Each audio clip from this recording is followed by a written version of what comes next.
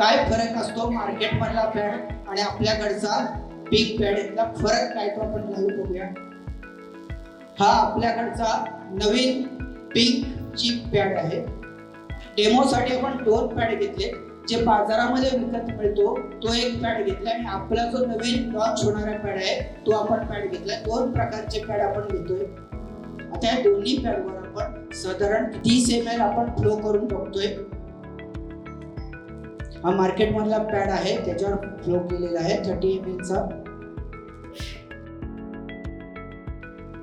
आणि हा आपला डायमंड क्रिएशनचा पॅड आहे त्याच्यावर फ्लो केलेला आहे 30 ml. दोघांवर सेम फ्लो केलेला आहे. पुन्हा एकदा रिपीट करूया आपण. मगाशी 30 ml आणि पुन्हा आपण 30 ml फ्लो करतोय. टोटल 60 ml ऍब्सॉर्ब करतो तो पॅड. आज पहिल्यांदा आलेले 3-4 लेडी स्टेजवर या.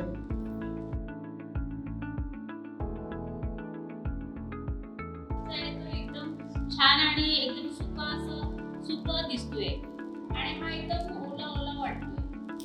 म्हणजे तुम्हाला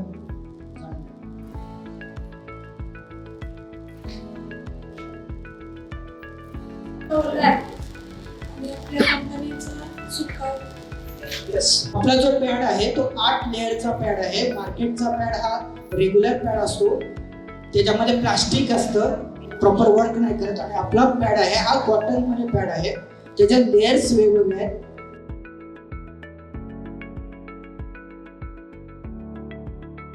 ग्लासामध्ये पाणी आहे. ओके, आपण या पाण्यामध्ये ना आयोडीनचे 2-3 थेंब टाकतोय.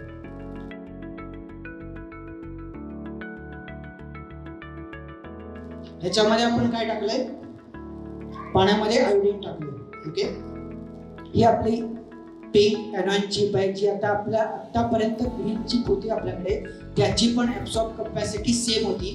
पण हा अजून एक डिफरन्स नवीन चिप आपण आणलेली आहे. काय करतं बघा,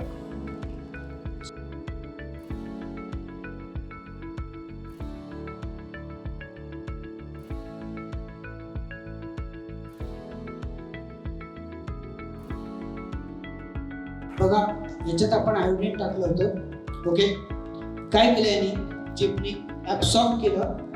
जे आयोडीन होतं ते ऍब्सॉर्ब केलं आणि क्लिअर पाणी झालं. त्यामुळे हे डिटॉक्स करतं. हे फार पॉवरफुल आहे.